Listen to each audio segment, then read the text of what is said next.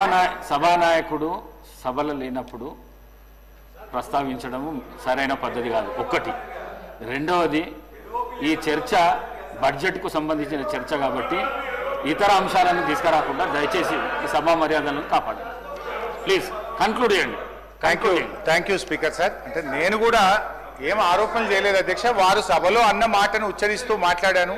సంస్కారం అనేది ఎంత గొప్పగా ఉందని చెప్పే ప్రయత్నం చేసిన. అసలు సంస్కారానికి ఆస్కార్ అవార్డు లేదు, కానీ ఉంటే గింటే అది గౌరవ ముఖ్యమంత్రి గారికి ఇవ్వచ్చు అని చెప్పే ప్రయత్నం చేసిన అధ్యక్ష. అంతకుమించి అధ్యక్ష నేను ఒకటే అంటున్నా అధ్యక్ష, వీళ్ళు అధికారంలోకి వచ్చి 16 నెలలు అయింది అధ్యక్ష. ఎంతసేపు బీఆర్ఎస్ ను తిట్టుకుంటా, ఎంతసేపు ప్రతిపక్ష నాయకుడి మీద ఆడిపోసుకుంటేనే కాలం గడుపుతారు అధ్యక్ష. ఇవాళ ప్రజలు ఏమంటున్నారు అధ్యక్ష, ఇంకా ప్రతిపక్ష నాయకుడినో బీఆర్ఎస్ ను తిట్టడం మానండి, మీ హనీమూన్ పీరియడ్ అయిపోయింది, రెండవ బడ్జెట్ ను కూడా ప్రవేశపెట్టారు, మీరు ప్రజలకిచ్చిన హామీలు అమలు చేయండి మహాప్రభు అని రాష్ట్ర ప్రజలు మిమ్మల్ని కోరుకుంటా ఉన్నారు. నేను కోరేది ఒక్కటే అధ్యక్ష, ఇలా మీరు పూర్తి స్థాయిలో పెట్టగలిగే బడ్జెట్లు 4, అందులో 2 అయిపోయినాయి, అంటే సగం అయిపోయినాయి. ఇక 2 బడ్జెట్లు ఉన్నాయి. అయితే మిగిలిన 2 కూడా ఇట్లనే మీరు పుణ్యకాలం ఇట్లనే చేస్తే కరిగిపోతుంది అధ్యక్ష. దయచేసి ఇప్పటికైనా ప్రజలకిచ్చిన హామీలు అమలు చేయండి. ఇవాళ మీరు ఈ ప్రతికూల పాలసీలు, ప్రతీకార రాజకీయాల వల్ల రాష్ట్ర ఆర్థిక వృద్ధి రేటు మీద నెగటివ్ ప్రభావం చూపుతా ఉంది. రాష్ట్ర ఆదాయం తగ్గుతా ఉంది.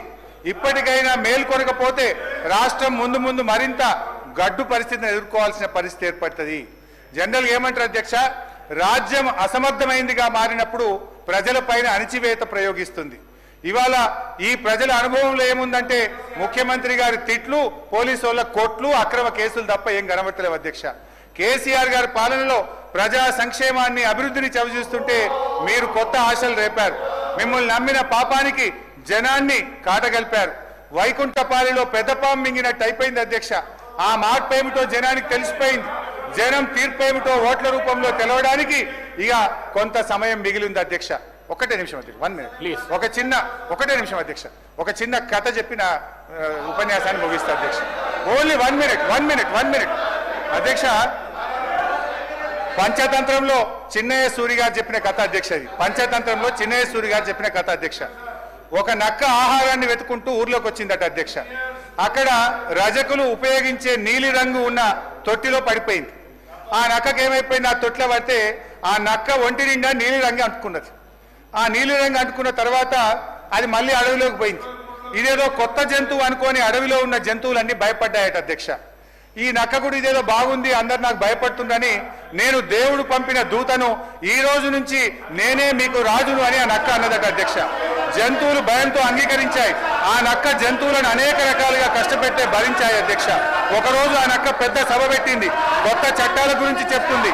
అంతలోనే పెద్ద వర్షం పడి ఆ నక్క అంటిన నీలిరంగంతా కరిగిపోయింది. నక్క నిజస్వరూపం బయటపడ్డది. మాయ మాటలతో, మారువేషాలతో పెట్టే భ్రమలు ఎక్కువ కాలంలో నిలవదు అన్నది ఆ యొక్క నీతి సూత్రం అధ్యక్ష. వీళ్ళ మాయ మాటలు కూడా ఎక్కువ కాలం నిలవవు. వీళ్ళ మాటలు, వీళ్ళ యొక్క నీతి ఈ రాష్ట్ర ప్రజలకు అర్థమైపోయింది. జై తెలంగాణ, జై కేసీఆర్. బాలు నాయక్ గారు.